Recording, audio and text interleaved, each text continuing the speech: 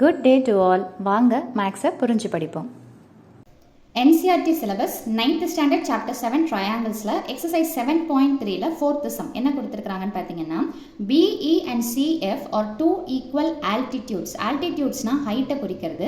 அப்போ ஹைட்டுனாலே உங்களுக்கு என்ன வந்துரும்னு பார்த்தீங்கன்னா perpendicular distance வந்துடும் of a triangle ABC. ABCன்ற ட்ரையாங்கிளில் BEயும் CFும் என்ன சொல்கிறாங்கன்னு பார்த்தீங்கன்னா ஈக்குவல் altitudes அப்படின்னு சொல்லிட்டு சொல்கிறாங்க. ஒரே மாதிரியான ஹைட்டு, அந்த லென்த் ஹைட்டு சேமாக இருக்குதுன்றாங்க. Using RHS கான்க்ருவன்ஸ். RHSனா என்னென்னு பார்த்தீங்கன்னா right angle hypotenuse side congruence rule படி இந்த ட்ரையாங்கிள் ஏபிசின்றது நம்ம என்னன்னு சொல்லணும்னு பார்த்தீங்கன்னா ஐசோசெலஸ். ஐசோசெலஸ்னா என்னென்னு பார்த்தீங்கன்னா டூ சைட்ஸ் ஈக்குவல். இதை தான் நம்ம ஐசோசெலஸ் அப்படின்னு சொல்லிட்டு சொல்லுவோம். ஸோ இப்போ ப்ரூஃப் பார்க்கலாம். டயக்ராம் நம்ம தான் எடுத்து வரைய போகிறோம். ஸோ ஏபிசி, ஏவை வந்துட்டு அப்பர் வெர்டெக்ஸ், அதாவது மேலே இருக்கக்கூடிய பாயிண்ட்டை நம்ம மார்க் பண்ணிக்கிறோம். காரணம் என்னென்னு பார்த்தீங்கன்னா பிஇ எங்கே வேணாலும் நீங்கள் மார்க் பண்ணிக்கலாம். ஆல்டிடியூடுன்றது நமக்கு கம்ஃபர்டபுளாக இருக்கணுன்றதுக்காக பிசியை கீழே போட்டுடுறோம். ஸோ அப்போ பிஇன்றது ஒரு ஆல்டிடியூடாகவும் சியிலிருந்து போகக்கூடிய லைன் சிஎஃப்ன்றது இன்னொரு ஆல்டிடியூடாகவும் இருக்கும். ஸோ அப்போ ஆல்டிடியூட் அப்படின்னா பெர்பெண்டிகுலர் கணக்குன்னு சொல்கிறதுனால இந்த சிஎஃப்ன்றது பார்த்தீங்கன்னா 90 டிகிரி. அதே மாதிரியே பிஇன்றது பார்த்தீங்கன்னா இந்த பக்கமாக என்ன வரும்னு பார்த்தீங்கன்னா 90 டிகிரி அப்படின்னு சொல்லிட்டு வந்துடும். ஸோ இதுதான் மொத்த ட்ரையாங்கிள். இப்போ என்ன சொல்கிறாங்கன்னு பார்த்தீங்கன்னா இந்த ஏபிசின்றது ஐசோசெலஸ் அப்படின்னு சொல்லிட்டு நம்ம ப்ரூவ் பண்ணோம் யூசிங் RHS கான்க்ருவன்ஸ். ஸோ ப்ரூஃப் என்ன அப்படின்னு பார்த்தீங்கன்னா முதல்ல நம்ம ட்ரையாங்கிளை பிரிக்கிறோம். இந்த உள்ளே இருக்குது பார்த்தீங்களா பிஇன்ற இந்த ஆல்டிடியூடோட என்ன பாயிண்ட்டை சேருதுன்னு பார்த்தீங்கன்னா சி. அப்போது இந்த ட்ரையாங்கிளை தனியாக எடுத்துக்கும். So that is BEC. So இந்த இடத்த தனியாக வரைஞ்சிருக்கிறேன் பாருங்கள், பிஇசி. அதே மாதிரியே பார்த்தீங்கன்னா சிஎஃப்ன்ற இந்த ஆல்டிடியூடோட சேரக்கூடிய இன்னொரு பாயிண்ட், அதாவது பேஸோட சேரக்கூடிய இன்னொரு பாயிண்ட் என்னென்னு பார்த்தீங்கன்னா பி. அப்போது இது ரிலேட்டடாக இருக்கக்கூடிய இந்த ட்ரையாங்கிளை நான் எடுத்துக்கிறேன், தட் இஸ் சிஎஃப்பி.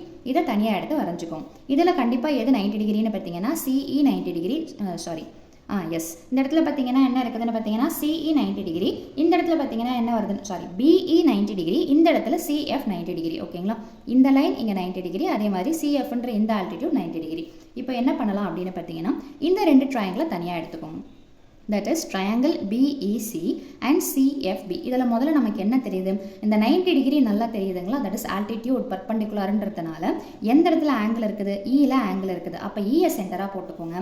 மீதி இருக்கிறது எப்படி வேணாலும் நீங்கள் முன்ன பின்னு எழுதிக்கலாம். ஸோ அப்போ angle BEC is equal to இந்த இடத்துல 90 டிகிரி எங்கே இருக்குதுன்னு பார்த்தீங்கன்னா எஃப்ல இருக்குது. ஸோ எஃப்ஐ சென்டரில் போடுங்க. மீதி இருக்கக்கூடிய பி அண்ட் சியை நீங்கள் எப்படி வேணாலும் எடுத்து எழுதிக்கலாம். ஸோ சிஎஃப்பி இது ரெண்டுமே ஈக்குவல். காரணம் என்னென்னு பார்த்தீங்கன்னா 90 டிகிரி. அடுத்தது பார்த்தீங்கன்னா ஒரு காமனானது என்னென்னு பார்த்தீங்கன்னா பிசின்ற இந்த பேஸ் இதுக்கும் சரி இதுக்கும் சரி காமனாக இருக்கிறதுனால PC is equal to CP அல்லது பிசி இஸ் ஈக்குவல் டு பிசின்னே போட்டுக்கலாம். இது காமன் பேஸ். ஓகேங்களா, அடுத்தது என்ன இருக்குதுன்னு பார்த்தீங்கன்னா PE is equal to CF. அதாவது பிஇன்றது இந்த ட்ரையாங்கிளில் இருக்கக்கூடிய ஆல்டிடியூடு, சிஎஃப்ன்றது இந்த ட்ரையாங்கிளில் இருக்கக்கூடிய ஆல்டிடியூட். இது ரெண்டுமே ஈக்குவல்ன்றது நமக்கு கொஸ்டின்லேயே ஃபஸ்ட்டே சொல்லிட்டாங்க, ஈக்குவல் ஆல்டிடியூட்ஸ். அப்படின்னா நம்ம என்ன பண்ணிக்கலாம், PE is equal to CF அப்படின்னு சொல்லிட்டு எடுத்து எழுதிக்கலாம். இது கிவன் ஆல்டிடியூட்ஸ் ஈக்குவல்னு சொல்லியிருக்கிறது. ஸோ இது ரைட் ஆங்கிள் சைடு.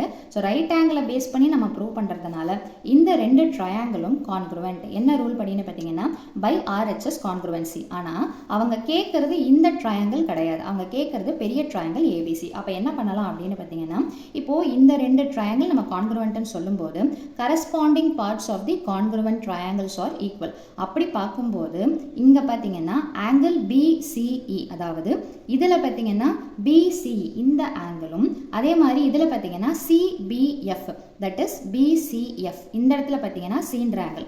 மெயின் ட்ரையாங்கிளில் பார்ப்போமா. ஸோ இதில் பார்த்தீங்கன்னா பிசிஇன்ற இந்த ட்ரையாங்கிளில் பார்த்தீங்கன்னா இந்த ஆங்கிள், அதாவது பிசிஇ இந்த பெரிய ட்ரையாங்கிளில் இந்த மொத்த ஆங்கிளும், அதே மாதிரியே பார்த்தீங்கன்னா சிஎஃப்பி தட் இஸ் சிஎஃப்பி இதில் இந்த ஆங்கிளும் நம்ம என்ன சொல்கிறோம்னு பார்த்தீங்கன்னா கான்க்ருவெண்ட் அப்படின்னு சொல்லிட்டு சொல்கிறோம். ஸோ என்ன ரீசன்னு பார்த்தீங்கன்னா corresponding parts of the congruent triangle. So அப்போது பிசிஇல இந்த சீன்ற ஆங்கிளும், அதே மாதிரியே பார்த்தீங்கன்னா சிபிஎஃப்ல எந்த ஆங்கிள்னு பார்த்தீங்கன்னா பின்ற இந்த ஆங்கிள். ஸோ இது நம்ம ஒரிஜினல் ட்ரையாங்கிளை பிளேஸ் பண்ணும்போது என்ன ஆகிடும்னு பார்த்தீங்கன்னா மொத்தமாகவே கவர் ஆகிற மாதிரி ஆகிடும். ஸோ இது ரெண்டும் equal by CPCT corresponding parts of the congruent triangle.